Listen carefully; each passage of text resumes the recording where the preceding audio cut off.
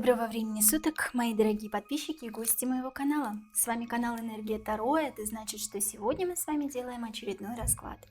Расклад будет на тему, которая сейчас, думаю, беспокоит очень многих. Поговорим сегодня о весеннем призыве и о второй волне мобилизации. Но мобилизации ли, да, то есть либо это весенний призыв действительно, который не несет в себе ничего нового, да, и служить пойдут только те лица призывного возраста до 27 лет включительно, которых не будут закидывать в горячую точку, то бишь на Украину, да, либо это действительно вторая волна, скрытая волна мобилизации в электронном виде, причем обратите внимание, да, где электронные повестки получат абсолютно все без исключения здоровые мужчины, которых обяжут взять в руки автомат, собственно, да. Давайте мы с вами посмотрим сегодня на карте безумной луны Патрика Валенса. Я сегодня записала вопросы. Первый вопрос у нас будет: весенний призыв – это призыв срочников призывного возраста до 27 лет, или это все-таки призыв абсолютно всех мужчин, и это вторая волна мобилизации, да, у нас? Карты, скажите нам, пожалуйста, правду. Весенний призыв, который сейчас начался в Российской Федерации, это призыв призывников от 18 до 27 лет, которые не пойдут в горячие точки, либо это призыв всех мужчин, как вторая волна мобилизации. Это весенний призыв срочников или это вторая волна мобилизации, то, что сейчас происходит в Российской Федерации в электронном виде, да?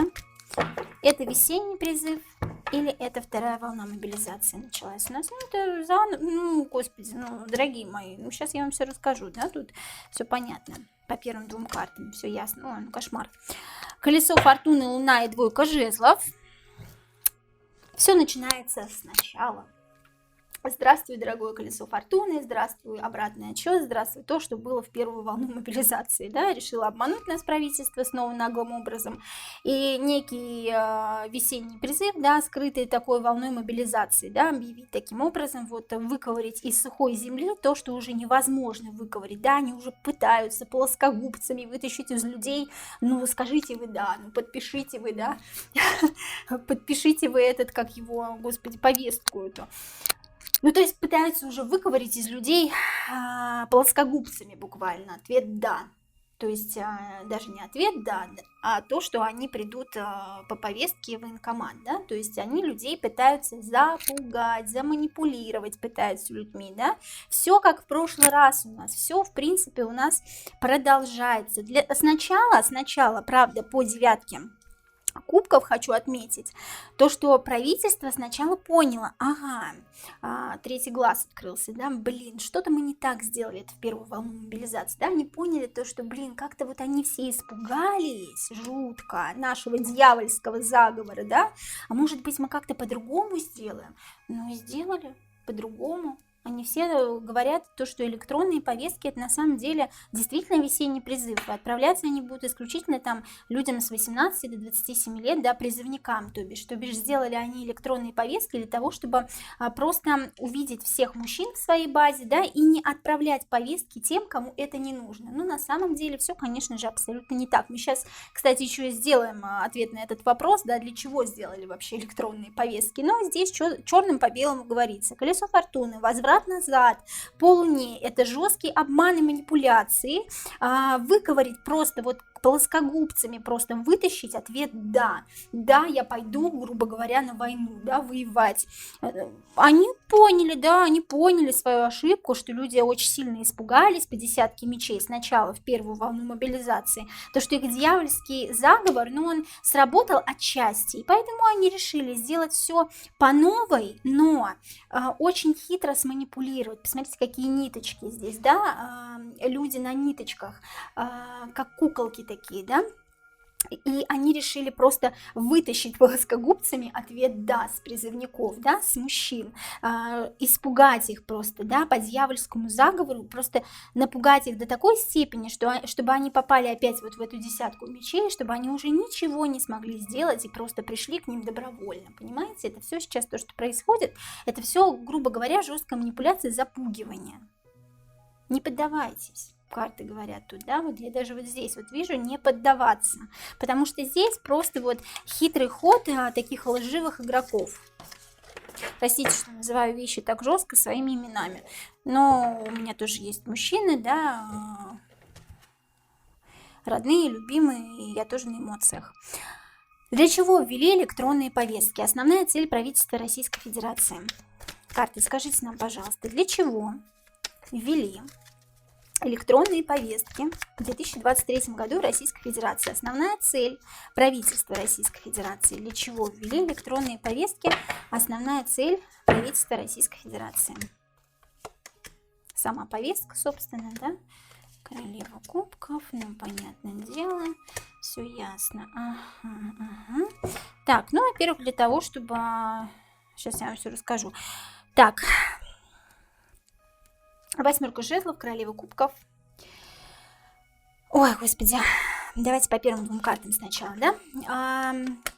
8 жезлов, человек срубает плоды своего труда на карте, да, мы видим, ворона несет ему какое-то письмецо в клювике, королева, женщина прям срубает вот эти плоды своего труда с сухой земли. Грубо говоря, все то, что раньше правительство делало, то, как оно присылало людям повестки, вот я вам уже говорила в предыдущем, да, мы вытащили с вами карты, в предыдущем я вам уже говорила о том, что они поняли, что они как-то схитрили, не схитрили в первый раз, а как-то вот все явно очень показали, и поэтому люди испугались, и они решили в этот раз схитрить. Так, давайте я вот так вот сделаю, чтобы карты не отсвечивали. Так вот, они решили схитрить в этот раз и по королеве кубков преподнести вот просто вот так вот, да, вот так вот эту повестку, да, чтобы люди не смогли отказаться от нее. Почему? Потому как они действительно врут сейчас нам, то, что эти повестки получат действительно только призывники призывного возраста от 18 до 27 лет, и они не поедут в горячую точку, то бишь на Украину. То есть они преподнесли нам повесточки сейчас с любовью, как будто бы они заботятся о нас, как будто бы в прошлый раз повестки получили совсем не те люди, которые должны это получить. И начался вот такой вот сумбур, начался страх среди людей, а правительство сделало так, упорядочило всех мужчин, введя электронные повестки. И теперь мы всех мужчин видно нам, да, то есть и тем людям, которым не нужны эти повестки, они их не пришлют, ну это якобы. И вот они якобы с любовью к нам так отнеслись, к нашим мужчинам с заботушкой такой, чтобы, ну, чтобы не получили повестки якобы те, кто не должен их получить, да. Так, следующее, это по 8 кубков, да, у нас, то есть правительство смекнуло, что в первый раз они сделали что-то неправильное, они срубают плоды своего труда и вводят новые повестки, электронные повестки, якобы с заботой о людях, якобы с заботой о народе, о том, что нет-нет-нет, повестки получат только те, кто должен их получить на самом деле. Очень много 8, это говорит о том, что очень много здесь бесконечность, да, 8 жезлов, 8 пентаклей вышла, 8 кубков, бесконечность, это будет продолжаться бесконечно, пока они свой какой-то главный план не претворят в жизнь. Тут какой-то главный план, и тут что-то по поводу денег, и по поводу, как это ни странно звучит, дорогие мои, по поводу костылей, по поводу протезов, да, тут какая-то идея протезирования какого-то сумасшедшее. Здесь вот я открываю для себя такую идею правительства протезирования, на котором они смогут выручить хорошие деньги. Вот, все, я сейчас догнала, простите меня, что торможу, все.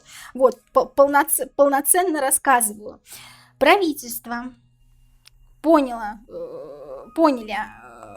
извините за ошибку, поняли, что они в первую волну мобилизации сделали что-то неправильно, не схитрили. Они срубают все плоды своего труда, что было в первую мобилизацию, и поступают по-другому, с любовью к нам. Вот эти вот электронные повестки вводят, да, чтобы якобы не вручить их тому, кто не должен их получить, что получают их только призывники. На самом деле тут идет кропотливая работа за некие деньги.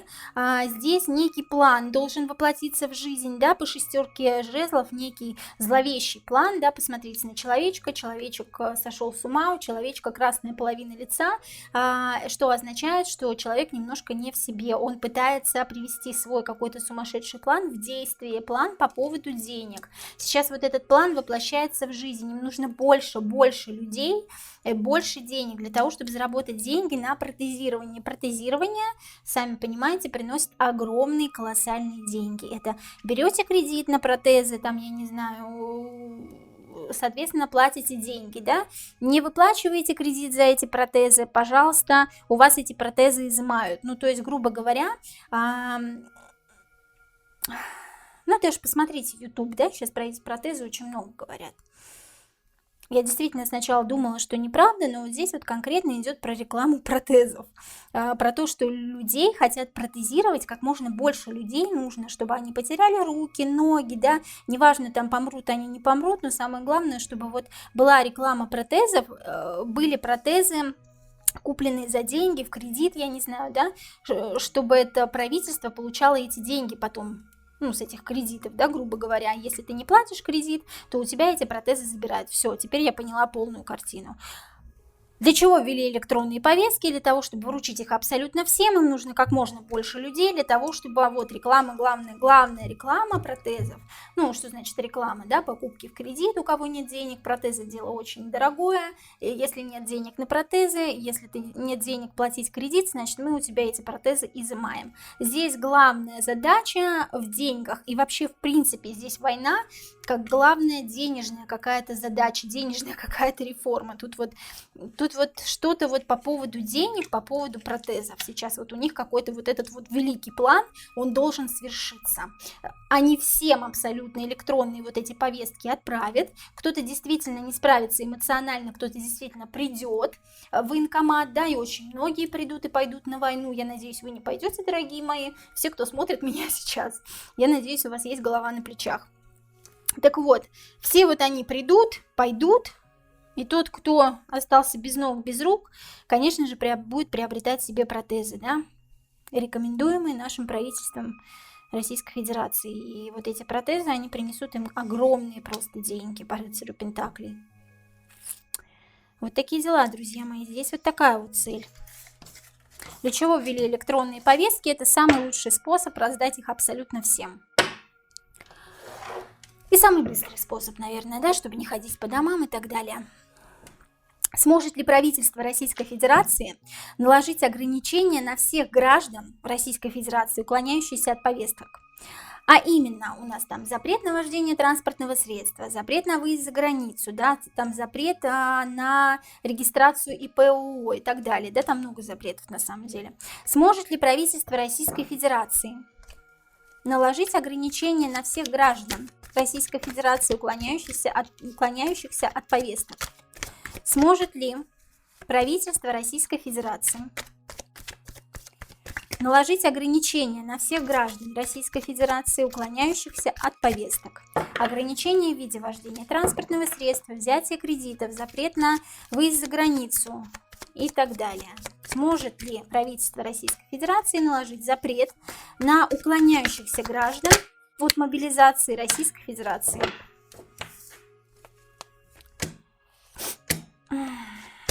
Господи. Карты такие выпадают, что просто кошмар. Когда я делаю расклад на правительство Российской Федерации, выпадают карты всегда, не дай Боже. Башня, двойка мечей и маг. Они сейчас думают, как это сделать, как перевернуть полностью всю систему, как обмануть людей, как полностью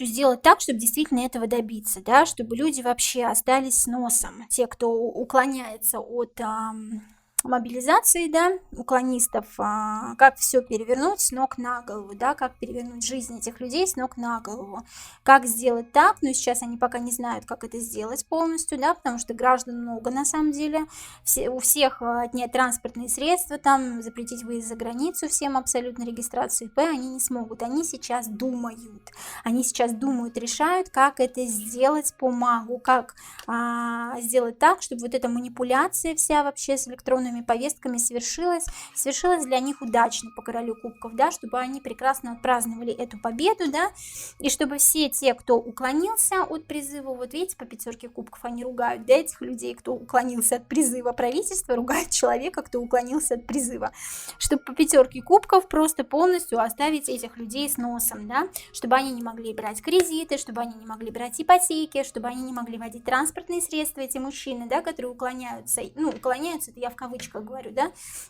от повесток. Я понимаю, что вы не хотите просто терять свою жизнь, это я прекрасно понимаю. Так вот, паж жезлов означает совершенно зеленого человечка, только-только встающего на ноги, идущего по тонкому льду, только-только начинающего жить. Паж жезлов существо очень эмоциональное, да, и не знает, и хрупкое, и не знает, как ему быть дальше, потому что у него нет ни транспортного средства, не может ни кредит взять, ни ипотеку не может взять, ни ИП не может зарегистрировать, гол как сокол, зеленый человек абсолютно, да, только-только начинающий жить. И вот правительство решает, как же сделать вот эту вот самую башню, чтобы человек остался вот такой вот просто гол как сокол с носом. Они сейчас решают, думают, гадают, как это сделать, как сделать так, чтобы их манипуляция в виде вот этих повесток разрешилась для них абсолютно успешно, да, чтобы они праздновали свою победу и по пятерке кубков смогли полностью лишить человека всяческих прав на нормальное существование Российской Федерации. Собственно, точка. Сможет ли правительство Российской Федерации? Пока не могу ответить на этот вопрос. Давайте немножко попозже сделаем еще один расклад, потому что карты мне пока говорят, что сейчас принимается решение. Смогут ли или не смогут ли. Потому как это очень такой длительный и непростой на самом деле процесс всех вот граждан, которые уклонились якобы под одну гребенку, да. Итак, четвертый вопрос. Имеет ли принятый закон юридическую силу или власти решили сыграть на дурака, да? Имеет ли принятый закон о электронных повестках, чтобы раздавать их абсолютно всем, да? Ну, то есть, имеет ли принятый закон о электронных повестках о второй мобилизации юридическую силу, где власти имеют абсолютно всем, кому они считают нужным, отправить повестку, и чтобы в течение 7 дней, если человек не является, да, вы понимаете, да, о чем речь, если человек в течение 7 дней, получивший повестку на госуслугах, не является в военкомат, то он автоматически считается зачисленным, да, в любом случае, он должен прийти и, собственно, уйти на войну, да, но если он не приходит, то, соответственно, они накладывают на него запрет вот на все эти кредиты, на все эти ИП, открытие ООО и так далее, на всю нормальную жизнь, на вождение транспортным средством в том числе. Имеет ли принятый закон о электронных повестках, которые сейчас раздают или будут раздавать, да, в Российской Федерации, некую юридическую силу, или власти решили сыграть на дурака?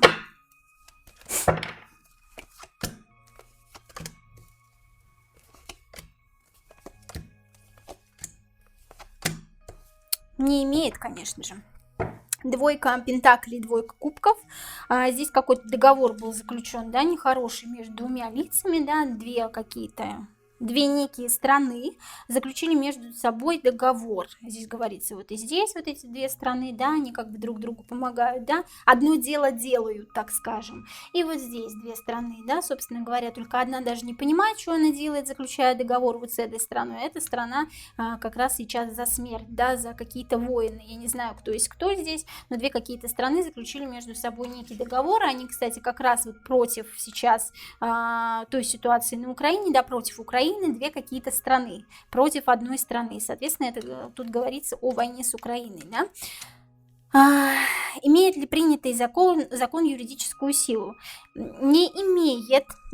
По страшному суду здесь одной из стран, той, которая заключила договор со смертью, с какой-то страной в виде смерти, да, я не знаю, это Россия или некая другая страна, вот этой стране, которая заключила с ней договор, по страшному суду грозит некая карма по королеве мечей, после чего эта страна, заключившая договор с этой, ну, то есть, я так понимаю, это наша страна, а это какая-то еще страна, заключившая с нами некий договор по двойке пентаклей, по двойке кубков, некий смертельный для нее договор, как приговор просто даже, что эту страну просто будут все избегать и будут точно так же на эту страну накладываться некие санкции. Это скоро произойдет, в скором времени вы об этой стране узнаете. Эти две страны против одной страны, против Украины сейчас, и их постигнет именно вот эту страну.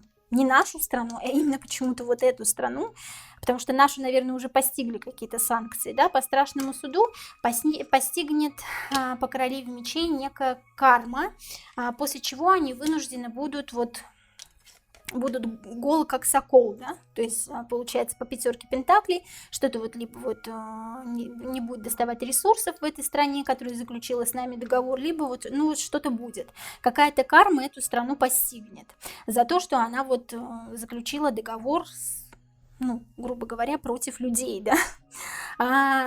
Возвращаясь к нашему вопросу, имеет ли принятый закон юридическую силу, или власти решили сыграть на дурака? Не имеет юридической силы, здесь мне карты просто еще другую историю рассказывают. Я прошу прощения за отступление некое, да, у меня информация идет с потока, и помимо информации про то, что закон не имеет никакой юридической силы, здесь еще говорится о том, что две страны наши, еще какая-то, заключили договор против одной страны, ну, против Украины, я так понимаю, да, и над той страной, что заключила с нами договор, давлеет какой-то страшный суд, какая-то карма его ждет, после чего эта страна тоже получит по заслугам. Ну вот, я не знаю, что вот гол как сокол, это значит, что-то будет с ресурсами, именно с деньгами, именно с пентаклями у этой страны, да. Как-то ей в ближайшее время не повезет. Но то, что юридической силы не имеет этот закон, это однозначно. По страшному суду тут вылезла карма по двум странам, да, по 20-му старшему аркану нет никакой юридической силы в законе об электронных повестках. Конечно же, сыграют на дурака, да, как обычно. Как отреагирует население Российской Федерации на электронные повестки? Позволит себя обманывать или все-таки начнутся какие-то активные действия против власти? Как отреагируют? Карты, скажите нам, пожалуйста. Как отреагирует население Российской Федерации по поводу электронных повесток? Позволят себя обманывать люди или начнутся активные действия против властей? Как отреагирует население Российской Федерации против электронных повесток? Позволит себя обманывать или начнутся активные действия людей против властей? Ну, тут что-то как... Опять те же самые карты выпадают, да, интересно как. Пятерка жезлов. Сейчас, секундочку, вот так вот сделаю. Пятерка жезлов, семерка кубков, 20 старший аркан, суд, снова кармическая карта. Власти так не должны делать, да, говорит страшный суд, да, карма говорит о том, что нельзя так поступать с людьми. Будет какое-то волнение среди людей, но в конце концов людей забьют, задавят, да, своими некими... ну, своей силой и властью, то есть, да, плюс ко всему здесь какой-то творческий хитрый процесс будет, то есть власть как-то по-хитрому сыграет, да, после чего очень многие заключат действительно договор и будут военно обязанными. И по двойке пентаклей поедут плясать перед честным народом, плясать я имею в виду войну, извините, что я так вот... сковеркало слово, да, это пойдут плясать перед честным народом на честную публику, да, пойдут заниматься не тем делом, которым бы они хотели заниматься за небольшие деньги, пойдут, собственно говоря, воевать. Но по страшному суду все это выходит как огромный, большой грех людской. Второй раз выпадает 20-й старший аркан, и те, кто пойдут, получат по заслугам, по карме, даже если люди невиновные, да, даже если их там заставят, и они пойдут, люди получат свое, да, те, кто пойдут воевать, я имею в виду те, кто пойдут воевать за деньги, тем более, да, те, кто согласятся, то есть будут какие-то волнения среди людей по пятерке жезлов, да, сначала что-то там, кто-то начнет что-то говорить, как обычно у нас, да, возникать, но никто толком ничего не скажет, потому что его просто забьют своей властью, да, этого человека, то есть вот этот человек, это обычный народ, это, собственно говоря, власть, да, которая забивает обычный народ, да, обычного человека.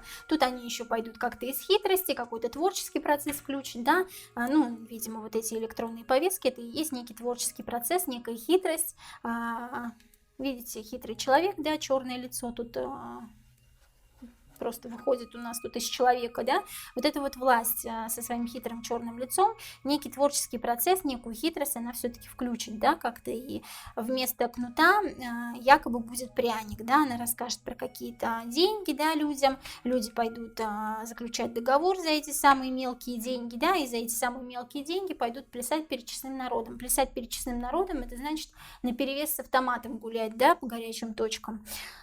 Ну вот, собственно, это горячая точка, рыцарь жезлов, он идет воевать, он идет на войну. По страшному суду это все очень плохо, мерзко, грех ужасный. Все, что происходит сейчас, в принципе, на земле, да, ну, в Российской Федерации, да, в частности. Тут просто вот наступит страшный суд рано или поздно. Отвечая на вопрос, как отреагирует население Российской Федерации, да никак особо не отреагирует, ничего они не смогут сделать, да, в принципе, толком. Я сама человек из Российской Федерации, да, и я говорю как бы за всех, то, что здесь власть задавит своим авторитетом. Кто-то пойдет, кого хитростью возьмут, кого уговорят, кто-то пойдет за деньги, а кто-то действительно молодец и не пойдет. И тот, кто молодец и не пойдет, по заслугам, по карме за данный грех пойти воевать, да, против людей, он не получит по шапке, да, по карме. Но тут карма ждет всех, кто и воевать идет, и кто все это затеял, и в принципе, да, кто с этим совсем соглашается. Будет ли следующая иммиграция из России? Волна иммиграции из России был вопрос такой. Будет ли следующая волна иммиграции из России? Будет ли следующая волна иммиграции из России в 2023 году? Вот так вот давайте. Будет ли следующая волна иммиграции из России в 2023 году?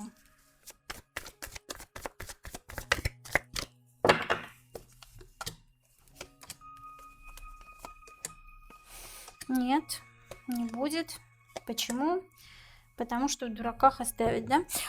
Объясняю. Пятерка кубков, паш пентаклей, верховная жрица. Ну, во-первых, границы закроют, да? У кого-то денег вообще не будет переехать, да?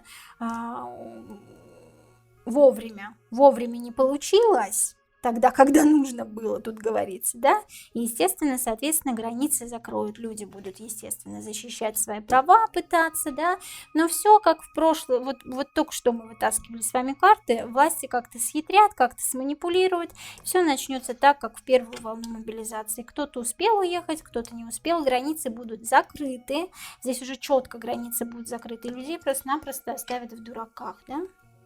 Все начнется заново, все начнется сначала, все начнется как в первую волну мобилизации. Тихим сапом вот так вот заходим, якобы весенний призыв. Весенний призыв, кстати, хочу сказать, не будет таким ярким на призывы, да. Все-таки начнется больше с осени. Вот здесь вот по колесу фортун, да, здесь больше как вот осеннее время года, да, вот я прям чувствую. Здесь больше все-таки как осеннее время года, весна, она пройдет так более тихо, мирно.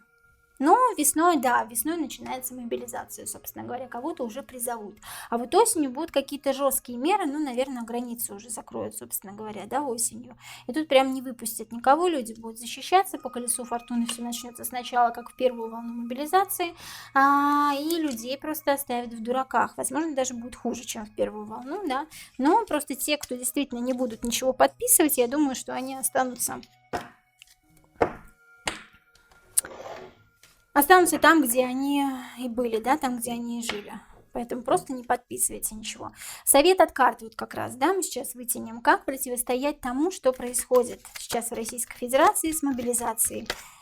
Карты, скажите нам, пожалуйста, посоветуйте нам, пожалуйста, как противостоять всему тому, что сейчас происходит во вторую волну мобилизации, весенний призыв, как это назвать, я даже не знаю, да. Как противостоять тому, что сейчас происходит в Российской Федерации? Буквально на 2 картах. Бороться. Бороться, не эмоционировать и не принимать на себя вот этот тяжелый гнет, да, того, что правительство, дайте я еще вот несколько карт вот так вот вытащу, ну да.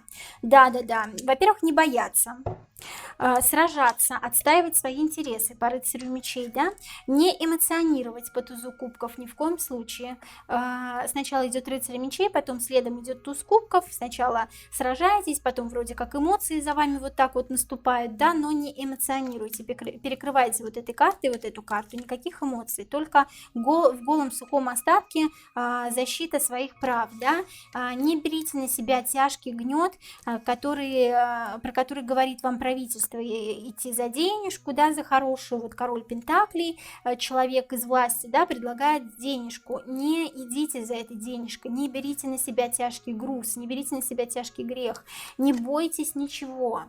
Ничего не бойтесь. Вот здесь карта боязни, да, карта того, что вы боитесь. Если вы не будете бояться, если вы не будете брать на себя такую тяжкую ответственность, как убивать других людей, да, я по-другому это никак не могу сказать. Если вы будете бороться за свои права, не эмоционировать, а просто четко и ясно излагать свои какие-то потребности, свои какие-то эмоции, да, контролировать себя как-то, и не пойдете за вот этой денежкой, за королем пентаклей, то тогда в вашей душе, в вашей семье наступит мир и покой. И тогда мир скорее наступит на земле. Чем меньше будут идти воевать и сражаться, это вы, наверное, все прекрасно понимаете, да, тем быстрее наступит мир на земле. Войны происходят, потому что это кому-то нужно, но точно не нам, но точно не обычным людям. С вами были карты Безумной Луны, за что им большое спасибо, то, что они нам сегодня все так разложили по полочкам. С вами была я. С вами был канал Энергия Таро, я вас очень люблю. Пишите в комментариях, что вы думаете об этом раскладе, что вы думаете об электронных поездках. Пишите, пожалуйста, в комментариях, какие бы расклады вы хотели видеть на моем канале. Я все читаю, обязательно вам отвечу. Спасибо вам, что были сегодня со мной. Всего вам доброго.